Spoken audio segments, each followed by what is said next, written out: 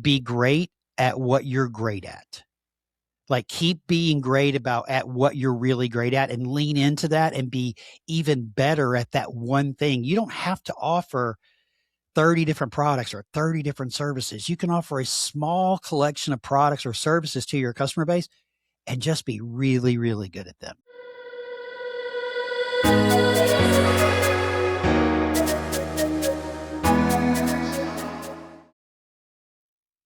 Hi, everyone, and welcome back to Your Customer, Your Success. My guest today is Sid Meadows. Sid has spent more than 3 decades in the contract interiors and office furniture industry, building his career across sales, leadership, and operations before stepping away from corporate life to work more directly with small and mid-sized businesses. Today, Sid works in a fractional advisory and coaching capacity, and he's the founder and principal of Embark CCT, where he advises leaders on growth, strategy, sales, effectiveness, and leadership clarity.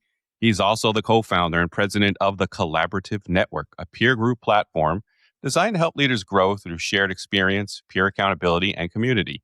Sid is also a brave podcast host. He's the host of The Trend Report, a long-running show focused on the people, products, and ideas shaping the future of workplace design. At the core of Sid's work is a simple belief: small businesses don't win by acting big. And today we're going to find out why. Sid, welcome to the show. Well, hey, Gary, I'm glad to be here. Thanks so much for inviting me on. You're quite welcome. I'm thrilled to have you, and you're going to fit right in with a lot of the conversations we are having, my friend. So, yeah, let's get right to the small business, because I've been focusing a little bit, a lot of bit on fractional work and how it applies to small business, mid-sized businesses. And let's just start the bidding with this, because you said in our intro call, something that people say a lot: small businesses are the lifeblood of our country and our economy. Mhm. And so let's start there. How can the small companies win when they're competing against the big giants? What is kind of the backbone of your approach to strategy? So that's like a loaded question, but it's a really great question. And I do believe that small businesses are the backbone of our country, our economy. When you really start to think about the number of people they employ, what they do for the local communities where their offices are, where they work, and the people that they hire, in some cases factories, whatever it might be, they really provide a lot to the local community. And I think if I think out loud about how can small businesses really win, I think the first thing that comes to mind is doing what the big guys don't do, and that's focusing on customer experience. Like, I know you have a CX podcast and you interview a lot of people in the CX space. I am no CX expert by any means, Mhm. but doing more than what your competitor does, specifically the large business, I think is really, really powerful. You don't have to be, and I'll say this to every small business out there: winning does not mean you have to be the low price. The two don't necessarily correlate. You can have a market competitive price. You could even be the higher price of others and still be very, very successful. But I do think it is about the touch with the customer, with the relationship and how you touch your customer, whether that's a local customer or if you're selling on the internet, if you will, the customer that's, the other side of the country from you. So focus on customer experience. And I believe that that'll be a huge competitive advantage for you. And I'd assume you see most of the instinct is just a knee-jerk reaction to compete on price. Oh, And 100%. what Every and business, like, oh, if we're the low price, we're going to win. That we're could gonna not be further from the truth. and, and why not? Because well, this goes to a couple of different things. And one of the things I'll say is know your customer, know who your customer is. If you are trying to compete against Walmart and you're a five and dime store on a local Main Street town, then you probably need to be the low price or really, really close to the low price. But, when people think that, oh, if I'm the low price, I'm going to win, it just doesn't correlate. You don't have to be the low price. What you have to do is offer an amazing product at a market competitive price and provide amazing service. I think if you get those three things together, that's a winning formula for any small business. And it starts with knowing your customer. Like, what does your customer want? Right. And it's right. It's exactly right. And that's what we talk about a lot here. It's a lot about that experience and even literally knowing your customer. I talk about this all the time. How about even just the simple act of knowing their name? Oh, When, yeah. which I've said this many times on the show. So it's so overlooked. in the big, you go into the big box store, nobody's going to know your name. Well, maybe Mm-mm, someday if mm-mm. you've been going in there enough and there's somebody in there that's adept in it. But But it's such a difference when you go to the local business and mhm, they know who you are. Now, I grew mhm. up in New York with a ton of delis. Yeah. There's Dunkies everywhere around here. We're Dunkin' Donuts capital of the world, but we had delis in New York everywhere, and Mhm. everybody knew everybody when you went in Yep. there, right? And it was such a difference because you had that sense of community, Mhm, and the fact that they actually knew you, and mhm. you played softball together, you did all this, and it was great stuff. And I think Correct. that's what I think a lot of companies are missing these days. Well, when you think about your feeling as a consumer and you walk into a business and they call you by name, or if you walk into your local laundromat to pick up your laundry that you had dropped off, right? Not a laundromat, but your laundry service, Hmm. and they're grabbing your laundry when they see you pull up in the parking lot. I mean, those things that make you feel better, you just have this, they evoke this feeling in you like these people really care about me. So it's something to be said for knowing who your customer is, knowing what their favorite order is. Like you walk into your local coffee shop and they see you. And again, the order's ready before you even place the order because they know what you're here for. So that I think is a powerhouse of small businesses because to Yeah. your point, the large brands, they don't know who you are. And at the end of the day, I wonder, do they even care who you are? What they care about is the credit card or what you pull out of your wallet to pay for the goods or services that you're buying from them. Yeah, yeah, and we could talk, I think, all day about kind of the big banks and the big financial services companies that you definitely get lost a Right. little bit. You get lost in process and procedure, and I've seen it risk, right? There's operational risk with some of these big organizations, and you do get lost in the shuffle a bit. Yeah. So I So remember, oh, go sorry, ahead. Gary. I remember when I was a kid, my grandmother, when I would spend time with her, she would go to the local bank in a small town in Mississippi, like maybe 1,000, 2,000 people. I don't know. I'd have to look it up. She'd walk into the bank and everybody knew who she was. Hmm. And they called her by name and she would just go and like have coffee and sit with the banker and just chit chat. And, that was Yeah. kind of like an afternoon stop with her. And I think a lot of that's what we miss so much in the world. We're so busy and everything is so in a hurry. And I bank with we live in Texas and I bank with a Texas bank. Hmm. We have since we moved here, and the branch that we go to, they recognize me. I walk in and they say, "Hey, Mr. Meadows." There's just a feeling that evokes like I want to do business with that bank because I feel comfortable there. They know who I am. They know that I need to transfer money so because my daughter lives in Europe and blah blah blah. They know all that, and so it just has a good feeling about doing business with them. Yeah, and yeah, I definitely, I hate to admit this, old enough to remember going into a bank with a book. Mhm, Um, but yeah, no, same thing here with my parents mhm. going around, and they knew my mother. She knew everybody. So Yep, that's where a lot of this comes from with me. It's just that kind of old school, um, sense of community that you've got with yep. some of the smaller businesses that The I good grew up old days. around. The good old days.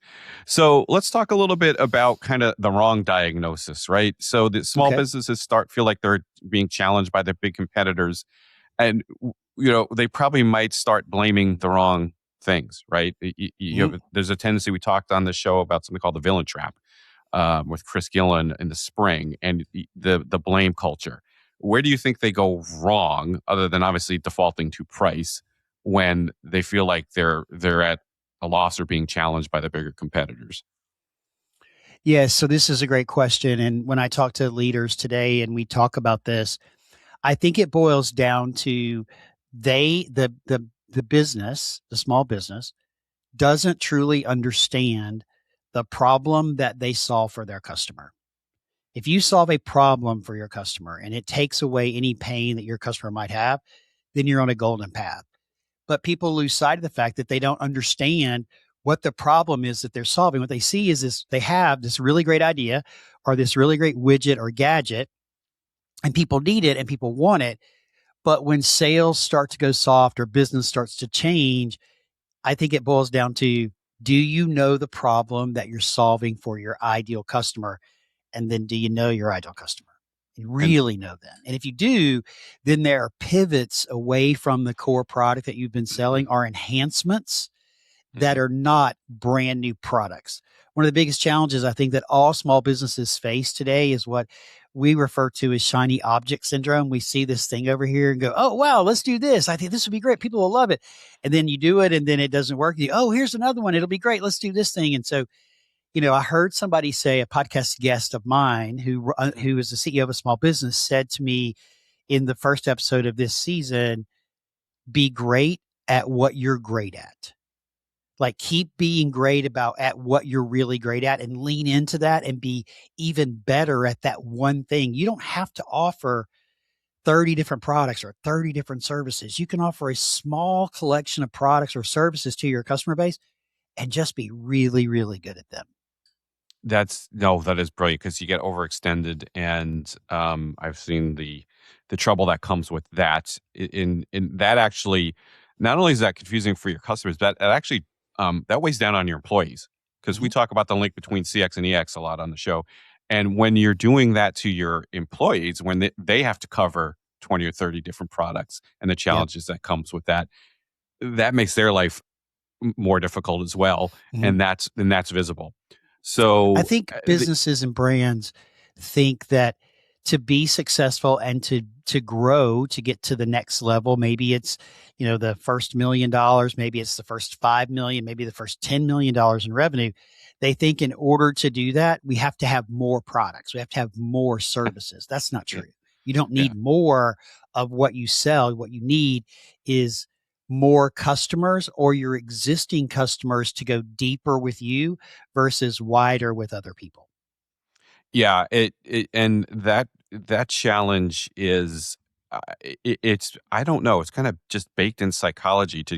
It happens to me too, I think, and fractional consultants too. The more specific you get, right, and the more niche you get with your consulting business, the better off you are in the end. But you feel like you always have to cast that wide net, right? Because you don't want to miss out on something, and that's not always really the way to go, right? It's a struggle. No, listen, as an entrepreneur myself, I started my business in 2017.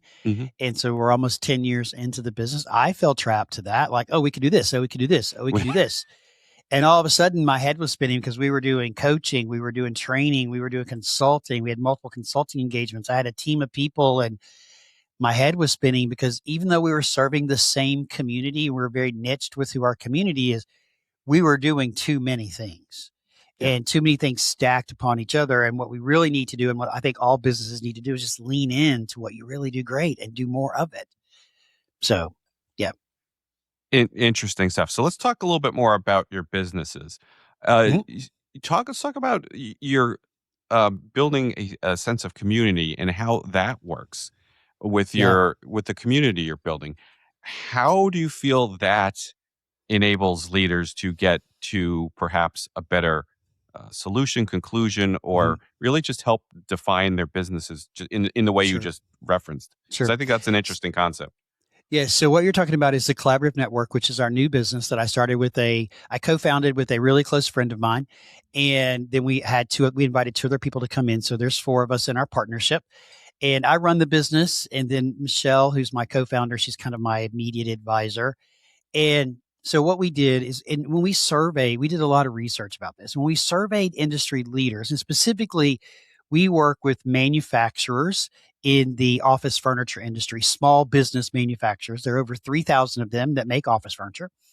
And so when we surveyed, I don't know, a dozen of them, the thing that because we were vetting our idea, right?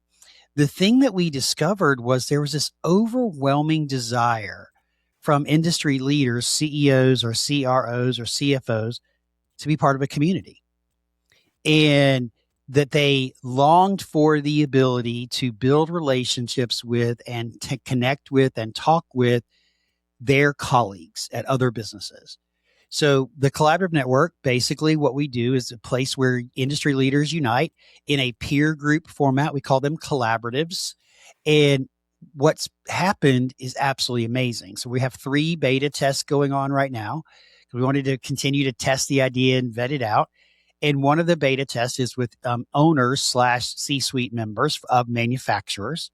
And we have in that group, we have 6 people in that group. They, until recently, had never met in person. They didn't know each other. So everything is done virtually. And so we bring in these group of people and we create what we believe to be a very safe space for confidential, open conversations. And what we're seeing happening in the meetings is amazing. How they're sharing openly about their businesses, Mm. how they're talking about the challenges that each of them face and that our industry faces, because all industries face challenges. And then what's now happening outside of the space, meaning we meet monthly with this particular group for 3 hours every month, and great conversations, best practices, problem solving, guest speakers, blah, blah, blah. I had one tell me the other day, Sid, I really enjoy the guest speakers, but what I enjoy more is hearing from the other members of the group about what's going on in their businesses and the challenges they're having. And now these groups are actually, two of them met for the first time at an industry event a couple of weeks ago. And then last week they happened to be in the same place at the same time. And guess what? They had dinner. We have CEOs that never met each other in person sharing pictures from dinner of colleagues that they've recommended to each other. The bond that is happening, the community that is happening, because we brought leaders together of other small businesses that did not know each other, that have very similar and same challenges.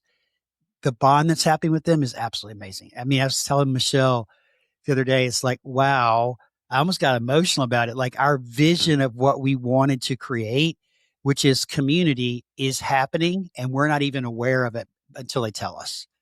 Right. There you Which go. that's what we love about it. Th- So that it takes that a is amazing. while, but I think you bring leaders together who have a common goal, common cause, and they have a desire to be in community. They want to work with what's perceived to be my competitor. They're really not competitors.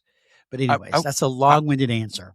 no, that was a great answer. But that's what I was thinking. But when I think this stuff initially, I think, but they're competitors. They might be kind of tight-lipped, and they don't want to. I'm not going to tell them. But that's not what you're witnessing. No, not at all. Now, we make everybody sign a confidentiality agreement that you won't Oh, share sure. outside the circle Yeah. without permission, Yeah. those kinds of things, right? But none of the people in our groups are what we would refer to as direct competitors. Okay. Mm-hmm. So, for example, our industry, there's a lot of manufacturers where product categories overlap. So I might sell case goods or desk, right, for offices, and I might have seating for conference tables. Well, then we might have a seating manufacturer in the group who is primarily a seating manufacturer and also has conference seating. So there's an overlap, but they're not direct competitors. So we would not put direct competitors in the Competitors same together. group, Oh, but so if they yeah, overlap, that's fine, because there's no way for me to prevent that overlap, because right. everybody is expanding product offering and looking at other categories to step into inside our space. So I can't prevent the overlap, but I can prevent direct head-to-head competitors that compete on a regular basis from being in the same group. That is interesting. Yeah, so you do curate it to a certain extent. Correct. Yeah. Yeah. Oh, brilliant. I Even try to better. curate on personality a little bit too, because everybody gets interviewed before the group starts. And I'm telling you, Gary, I'm going to pat myself on the back with this one. I've actually done a really good job. These groups are amazing. We have a distributor group that we started. It's only had one meeting, and I have 5 guys and 1 female into that group. And you want to talk about a rock star group? None of them knew each other. They didn't have any relationship together. And you want to talk about a rock star group? I mean, these guys are on it. They're texting each other. They're already emailing. They're calling me. They're posting in our portal. We have a little private portal. And after one meeting, and they're already like bonding, which I think is fantastic. That is fantastic. Oh, that is great. Good for you. Now, just curious, I'm totally getting off track, but I'm fascinated You're by this good. stuff. When you do it by personality, do you just do it kind of by feel, or do you think of anything like we talk a little bit about most people know the disc profiles, but the book my prior guest recommended to me was Surrounded by Idiots. That's the basis of the disc profile. I've read A that book, red, a actually. yellow, a green, and a Yeah. blue. And do you think of that at all? Like red is kind of the high D, very demanding, driven, and green's So kind of the chill, it's a mellow really guy great like me. question. It's a really great question. And I should probably do that, but that's really too complicated for me. I'm very simplistic, just to be honest with you. Yeah. So for me, it's a gut feeling, because there's a couple of things that I'm looking for when I'm interviewing somebody and I'm talking to somebody about being a member of our group. A, are you growth minded? Yep. Don't be in our group if you're not growth minded. Are you community minded, right? Are you open to sharing information about your business? We want people who are going to be involved. Our groups are small by design. Most peer groups or communities are 15 or plus people. 6 is our magic number, 7 at the most, right? And so we want them to be small, which means they have to be intimate. It means people have to be open, they have to share. So I'm really looking for what I think is going to be a fit. And are you growth minded? Are you open minded? Are you community minded? Like, do you have literally the mindset to be part of this group? Yeah, no, that's great. I bet subconsciously, I bet you do a little of that though with the personality Yeah, types, because probably. you probably do, but it's super interesting stuff. All right, I don't want to get off track, so let's get back to growth a little. Sure. Let's talk about that growth and kind of bring that into the customer experience a little more, like we are doing in the beginning of the show. Um, let's talk about making life easy for Hmm. customers, right? And Sure. so sales and customer experience or customer success teams often kind of unintentionally create a little bit of a friction because they should be setting each other up for success, right? Yep. But that doesn't always happen. So can you put on your kind of consulting and advisory hat again and Hmm. talk to us a little bit how you advise your clients to make clients life easy, but also ensure a seamless transition into the post sale phase of Sure. whatever business you're in. Yeah, this is also a really great question and probably could be a little more complex. If I ramble, just wave at me, okay, and I'll stop rambling. But I You're good. think that everybody on the team needs to understand your mission and your vision. As a leader, it's your responsibility to make sure your team members understand that. I find so many small businesses that the team doesn't understand what the mission and the vision is of the organization. That's a communication issue, right? Mhm. Mhm. And, I think you also have to determine like, what is it that you want to be in your field? So I was a fractional leader of a small business for 2.5 years. And during that 2.5 year period, one of the things that I realized was at the very beginning, honestly, the product category that they were in was saturated with competitors. And customers could go a dozen different places to get a similar product at a similar price. So the question becomes, what's going to make people want to do business with us? Why do they want to come to us? And my answer for that and the vision that I shared with the team for that was we have to make it easy. Whatever they want, we say yes to. If they call us and they need a special product category, they want something special, modification done to the product, we don't say no, we can't do that. We say, hey, let us go investigate this. Let us talk to the factory. Let us see what can be done. Give me a few days and I'm going to come back to you. So, because sometimes what you ask for, you may want A, but we talk to the factory and they say, well, I can't really do A, but we could actually do this version. And when you go back to the customer, they're like, oh, that's great. So many people just they shut the customer request down Mm. because it either is they perceive to be too complicated or whatever it might be. But, you know, the team knew that our job was the easy button, literally the easy Mm. button. You see the Staples commercial and the easy button because if they needed a quote done, we would do a quote. We had our standard procedure of how long it would take us to do a quote. But if one of our reps called and they were walking out the door and they needed a quote because the dealer was about to turn in a price for something and they needed it now, guess what? We stopped and we did it now.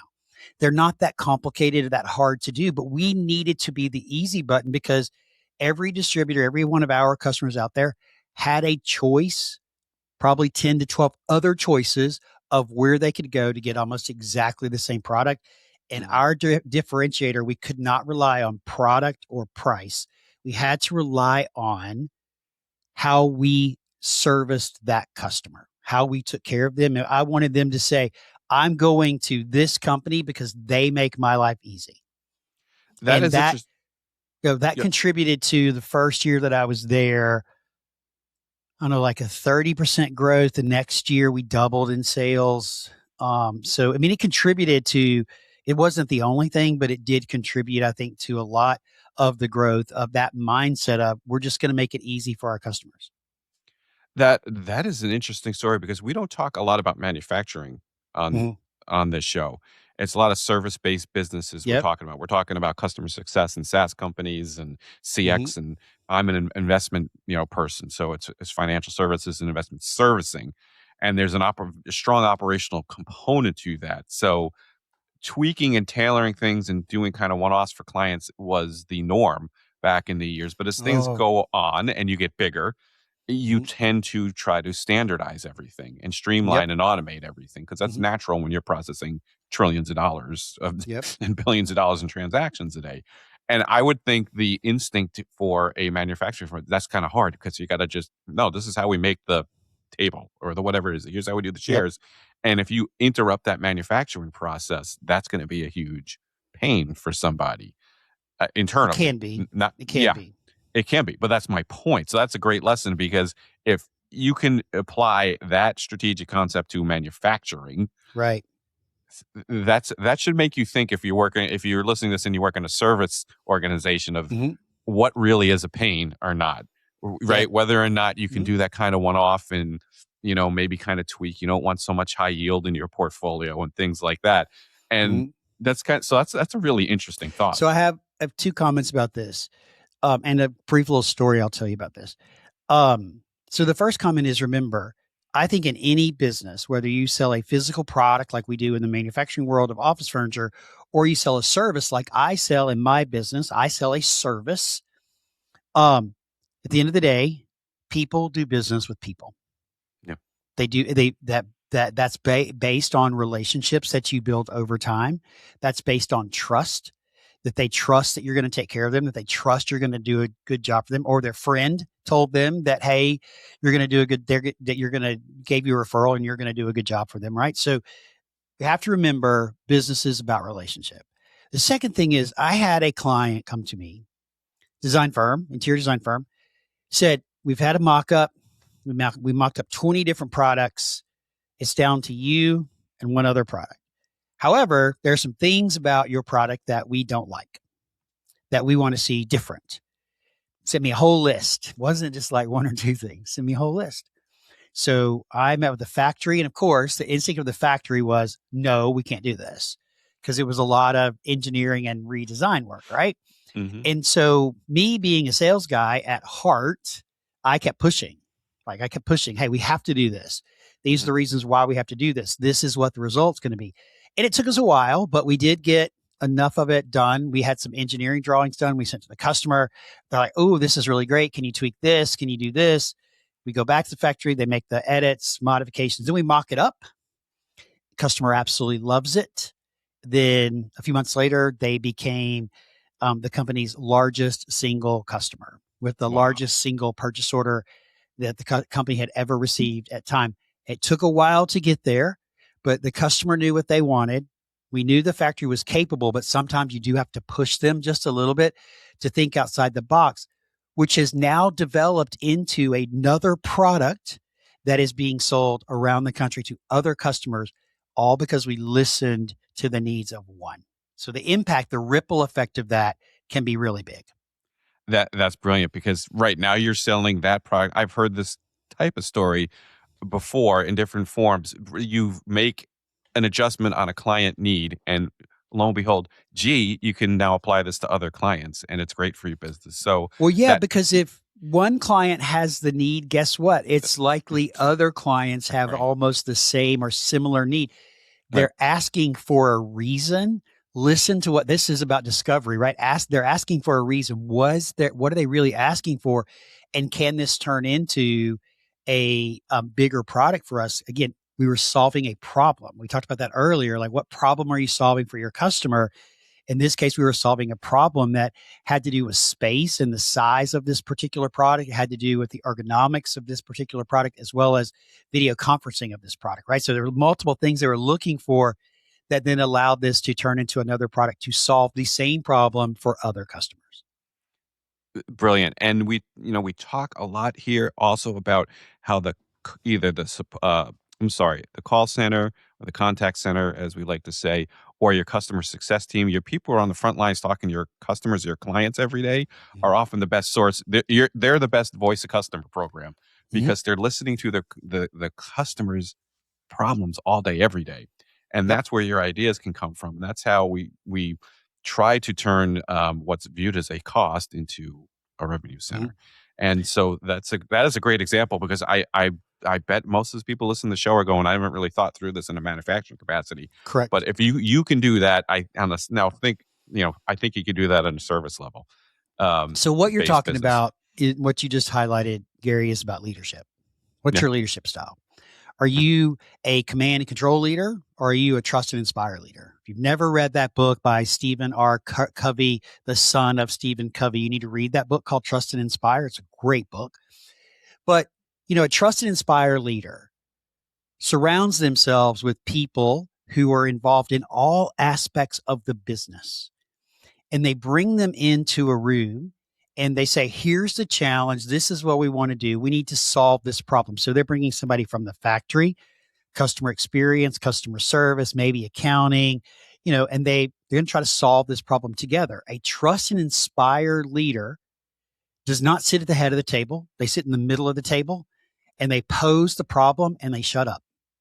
They create a space where their employees feel empowered in order to solve the problem. Because as a leader, if you jump in and we can't do this because of that, or other people say, well, that's too expensive, we can't, at this point in time, it doesn't matter.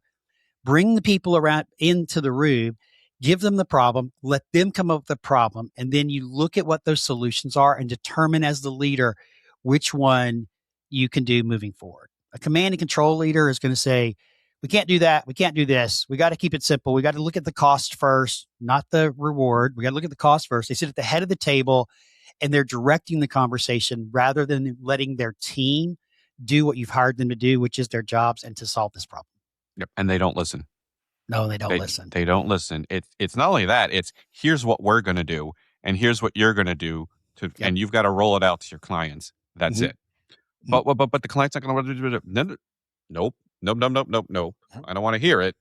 This is what we're doing when you're not on board. Mm-hmm. Right. Yep. And that's I think something that's I've heard is on a lot of people's mind these days. So it's great that you brought that up because I didn't have a set of leadership questions set for you, but you went right to it. So good for you. Thank you. Well, I'll say you're welcome. I'll also tell you, I think all businesses, it's the small to medium category, suffer from two predominant problems. We could probably go on with this list, but I think there are two predominant problems. Communication. They're not effectively communicating what's happening in the business, what your vision is, what the goal is, what the changes are. So simple communication. I've seen this so many times. And the other one is leadership. Yeah. So many challenges in your business. If you're a small business leader and you're listening to this podcast, I would tell you to evaluate the challenges in your business and see which category these fall in. Is this a leadership issue or is this a communication issue? Because typically it's going to be one or the other. It might be a combination of both. And if it's a leadership issue, what I would encourage you to do is try to figure out how to lead differently. How do you empower your team to do what you hired them to do? You brought them in for a reason. You're paying them for a reason. Trust them. Trust them to figure out the solutions to the problems in your business so that could facilitate the growth of your business. And you, as the leader, can work on your business versus working in your business. Awesome. And the communication problem, it's so fascinating to hear you talk about it with smaller businesses because I feel like it's a huge problem the bigger you get. And I've got a lot of my experiences in bigger companies, and you could see, given the size and the scope, how the communication is a hard thing. And I try not to be overly critical of the large organizations because I know how hard that really is. So to me, when I see small businesses struggle with this, I shake my head and I say, it shouldn't be that hard because of the scope and the scale that you have, but yet Correct. it's still prevalent. And that's what I hear from guest after guest and what I see myself when I'm working with smaller businesses. So it's a very interesting perspective for sure. And that kind of wraps me in. We've only got time for one more question on the traditional interview segment. And I'm going to try to wrap this up in one. I kind of try to wrap things up in one question. We'll bring everything together that you just said. So if you have a leader or a business owner, small business owner listening right now, can you give us 3 things they can do in the next, say, 30 days to improve their growth or retention without, adding cost or headcount or expensive, like you say, shiny new object tools? Wow. I'm going to try. Okay. Yeah. The first thing I'm going to tell you to do is talk to your customer. Talk to your customer. Pick out your top 5 customers that are your repeat customers and talk to them. Ask them how things are going. As the leader, talk to them about the product that they're buying, what they like about it, what they don't like about it. Ask for and solicit honest and open feedback from your customer because that's going to tell you what you need to do. Potentially, it's going to give you some data points. It's going to inform the direction of where you might want to go with product development or service development, right? The second thing also involves your existing customer. Every business needs new sales. Every business needs revenue in order to thrive. And historically, what we do is we always look for the next new customer. I got to go find a new customer, right? In the furniture world, our customers only buy furniture about every 10 years. So we're always looking for new business, right? But what I find so fascinating is that in the hunt for new business and the hunt for new customers, we drive past the customer that bought product from us 3 years ago. We don't connect with them. We have not sent them a handwritten note. We haven't sent them an email. We haven't connected with them. And so in our quest for new business, we're forgetting about our existing customers. So my message to you is to go back to your customer database and look at the customers that have done business with you. If you haven't heard from them or sold them or talked to them in the last 12 months, start there. Because if you're not talking to them, guess what? Your competitors are. Yep. So start there. So that's two, survey your customers about what's working, what's not working, what you could learn from them. Go and talk to your customers who have not done business with you in 12 months because they're likely buying something from somebody else. And the third thing that I would say to a leader that is really looking to grow their business, I talked about this a minute ago. Trust. Do you trust your people? If you don't trust your people and you don't empower your business, the problem is not sales. The problem is not your people. You want to find the problem, look in the mirror and ask yourself, why do I not trust the people that I'm paying? So trust them. Get out of the way and trust them. Listen to their ideas. Listen to what they're sharing with you. So that's 3 off the cuff. Wonderful. And basically, you to summarize, you said the voice of the client or the voice of the customer, the voice of the employee, and a little bit of the voice of the process. Are you sure you're not a CX consultant? So I've learned a lot from people like you and our other friends we have in common, Stacy, and I've learned a lot. But you know what? I know that the industry sees customer experience as a category, and there's a CX leader, and this is a CX, and this is marketing, and this is sales, right? Blah, blah, blah. At the end of the day, Gary, customer experience is everybody's responsibility. In your business. It belongs to everyone, owns it, to ensure that customer continues to do business with you and continues to come back and to refer you. It's everybody's job. Right. And it is a mindset. It is a strategic mindset. And that's why I combine a lot of customer success here on the show with the CX, because again, my background is probably more akin to customer success management. And to me, that is, you're dealing with the clients all day, every day, face to face in large B2B based businesses. And that is overlooked, I think, from the CX perspective, where we tend to think of CX as a retail kind of thing with surveys and this, that, and the other thing. And not just talking to your customers like I've done every day for 25, 30 years. So that is a wonderful perspective, Sid. And I'd love to keep going with this, but we are out of time on this segment because we got the other segments to hit. So let's hit the segments. All right. All right, everybody. It is time for Does It Hold Water, my favorite segment. This is where I ask our guests to be our resident expert witness for the day. I read them a thought, a piece of thought leadership, a quote, something like that to engage in a conversation. They're going to let me know if the defense case holds water. You ready, Sid? I'm ready. I got a good one for you today. I thought long and hard about this one. The defense attorney is a big Swiftie. And the defense attorney has built its case around this idea that you can learn valuable business lessons from Taylor Swift. Does the defense case hold water? 100% it does. So it's some of the greatest lessons in life, especially in business, come from the least expected places. And Taylor Swift, whether you agree with her on the political side, agree with her music, it doesn't matter, right? But when you look at the core of what she has built and what she has done, there are so many lessons there for leaders. Because guess what? She doesn't just have fans. She has raving fans that are going to buy whatever she is selling, whenever she is selling it. And there's a lot of lessons from that. And I listened to a podcast that talked about this, and there is a book somewhere over here on my shelf about business lessons. I can't remember who wrote it, but about business lessons you can learn from Taylor Swift. And there are a lot of them because Mm. she is a brilliant businesswoman. So we talk about buying whatever her fans will, they're raving and they will buy whatever she's selling. The other lesson you can learn from her is how she takes care of her people. Watch how she takes care of her people. She gave every member of the Eras tour that traveled the world with her a 6-figure bonus at Christmas time. Wow. She takes care of her people. Now, she's got the revenue in order to give 6-figure bonuses. You don't have to have the revenue to give a 6-figure bonus to take care of your people. Like, how can you take care of your people? So those are two off the top of my head that she does that I think are lessons at any business, and there's more. Yeah. And I asked this for a certain reason, and I would not consider myself a Swiftie by any shape or of the imagination, but I thought about it, and she really is amazing because that fan base is super devoted. We talk about really building the super fan, and it's Yep. I'm sorry, it's Brittany Hodak's Super Fans, her book. I love that Yep. book. I had it right over here on the shelf actually for a long time. And I say that's not always realistic depending on what business you're in. Maybe even think about your business with furniture and manufacturing.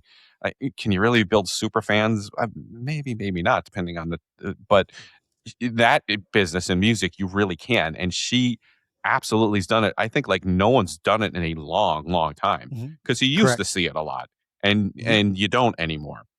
But she So I'm going to ask really, you. yeah, Go go ahead. ahead. No, I go want to ahead. ask you a question. Yeah. I know that you're the host and I'm the guest, but the No, podcaster in me please. is coming out. Yeah. Why can't every business build super fans?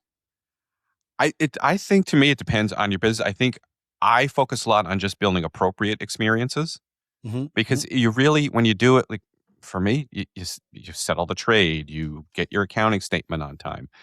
I don't know that you can build that level of emotional intensity that she does because a musician or a band really it is all about the emotion, right? That I When agree with. Yes. yeah, you're singing a song, you're talking about a heartache or a breakup or a marriage or your birthday, your children. There's nothing that compares to that. As much as I take Right. my business seriously, that your portfolio beat the S&P 500 by 3% last quarter, okay, but I'm not going to get teared up about it. Yeah. So I think with people like that's where the emotion comes in. With finance, investments, accounting, that's very unemotional. That's very logical. That's the blue. We're talking about the red, the yellow, Sure. the green, and that's the blue part of your brain. Yep. That kind of stuff, bands, books, even politics, whatever side you're on, you're playing to emotion a lot. Sure. So I I totally think agree that's the with you. difference. I Yeah. totally agree with you, but I do believe every business is capable of building loyal, raving fans for their business. Yeah, loyal raving fan. Yeah, I would agree with that. I just think that the super fan thing, the absolute mania over of Taylor Yeah. Swift is not reasonable for It's certain crazy, man. That's why business. they call themselves the Swifties. That's what I That's mean. right. They have their own name for themselves. They've gotten their So, own names, and you just yeah. don't see it anymore. I mean, obviously No. there was the Beatles back in the day. That was a little before my time. But then you had the '60s, the Stones, the Yep. Who, Zeppelin, and Pink Floyd, and you had all these super groups, and you don't Yep. see it anymore. Kind of ended with U2, which is, and if you get me going about them, there's a great business lesson for you. But I don't think we Sure. have time. I thought they reinvented themselves beautifully in the '90s, the Doc Tongue Baby after the Joshua Tree, and that's always been an inspiration for me because they didn't rest on their laurels and sit back and just put out the Joshua Tree 2, 3, and whatever. They just Yeah. changed everything. So you So can I learn think lessons the from music. lesson here, yeah, that's exactly what I was about to say. The lesson here is, or excuse me, the takeaway here is there are business lessons to be learned everywhere that you look. You just Yes, have to look for them and pull out the ones that will work for you or for your business, but they're everywhere. they sure are. Great point. And let's hit chip shots. All right, everybody, it's time for chip shots. This is my more short form questions where I ask more personal yet still professional questions of my guest. We go for 3 or 4 if we can, and we've had great success with the book question. Sid, what is one book that has significantly influenced you personally, professionally, you name it? So I'm going to tie this back to a question you asked me a few minutes ago about customer experience and how I kind of know so much about this category, right? Mhm. And part of it comes from reading this book, which is Unreasonable Hospitality by Will Guidara. If you've never seen this book, I'm holding it up. No, Will that's it. Guidara is a chef, and this book talks about how he became the executive chef at 11 Madison Park in New York and took it from no Michelin stars to a 4 Michelin star restaurant. And everything in this book that he talks about as it relates to customer experience and creating a dynamic, memorable experience for their guests in the restaurant, Mm. everything in this book is applicable to your business, regardless of the type of business that you're in, because this is about how you make people feel. That is a great one. Can you hold it up one more time? Yeah. You got it? Unreasonable Hospitality. I've never heard of Will Will Guidara. Guidara. Will Guidara. Yes. Now, I've said this all the time, and what if I had like realistic dream guest to have on the show? One of the best CX leaders I've ever seen, who is not really a CX leader, is Chef Robert Irvine.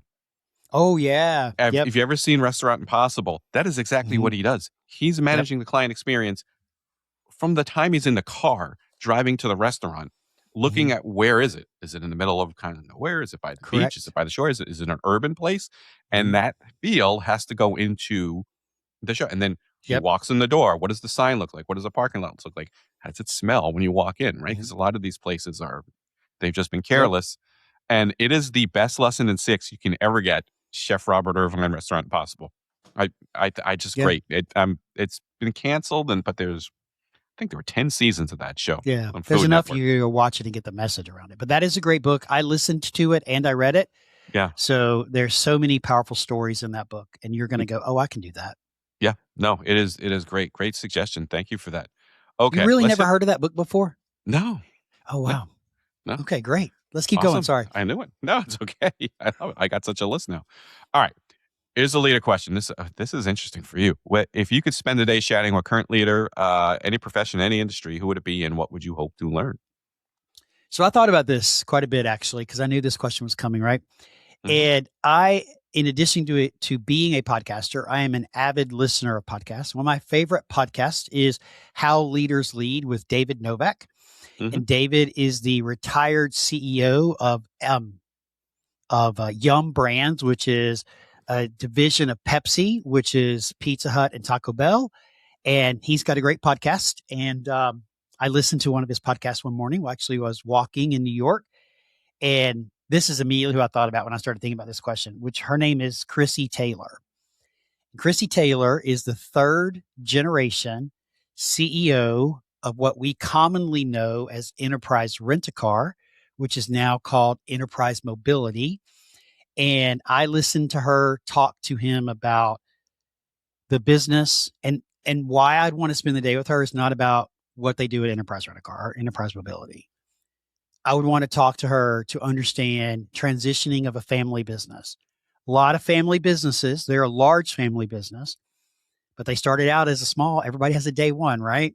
But a lot of family businesses, which we spend a lot of time working with, don't make it to the third generation. So I'd want to talk to her about third generation. What does it mean? How did you get here? What was the transition like? What would you do differently? And the other thing that I would want to talk to her about is culture and take away from her how they built the culture of customer first that they have built at Enterprise Mobility. And so this was a fascinating episode. And I would like immediately as I'm walking down the street listening to her and I'm hearing this lady talk, I'm like, I want to go work for her. I'm not even looking for a job, but sign me up. I'd go work for her because it was so energetic. And it's just really great to hear from a third generation CEO about their business, their passion around it, where they're headed, what their growth is. But I would love to shadow her to learn about those things that I mentioned. That's a great one because what's fascinating to me about that is that she's third generation. Yep. Where, as opposed to kind of sitting back on cruise control, that she takes that perspective where she very easily could just say, well, Well, let's also talk about this for a minute. Very candidly, her grandfather started the business.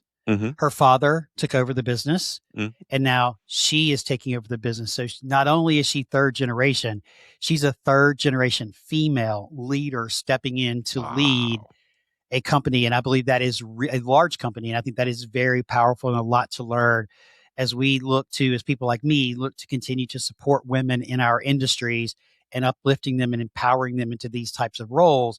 Man, it would be a great conversation with her about like, what is this like taking over from your dad and your grandfather? And now you're the first woman CEO Yeah. of Enterprise Mobility. Yeah. Oh, absolutely. That is a fascinating one. That is a great Mhm. one. Awesome job. Thank you for that. You're welcome. Excellent. All right. Let's get back to you. Oh, we got to Is talk there a about me. particular talk about no, you're gonna yeah, we're gonna talk about you. If is I love this one. This is actually this question's got some of the best responses to this segment. If is there a particular experience or failure early in your career that taught you a valuable lesson you still use today? Yeah. Now, I'm not going to go early in my career. I'm going to go early in my journey of starting my own business. So, my second career, if Mm-hmm. you will. Mm-hmm. Um, my second career, the lesson that I learned is done is better than perfect.